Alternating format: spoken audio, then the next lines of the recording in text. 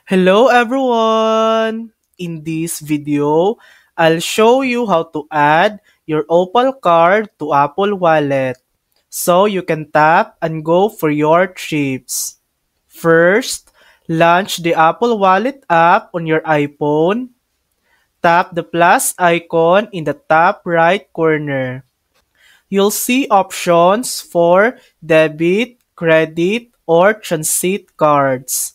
Since Opal is a debit or credit style card, select Add a different card if it doesn't appear in the bank list, and then click Continue. Next, you can scan your card using the camera or enter the details manually. Input your name, card number, and CVV or CVC, then tap Next. And that's it.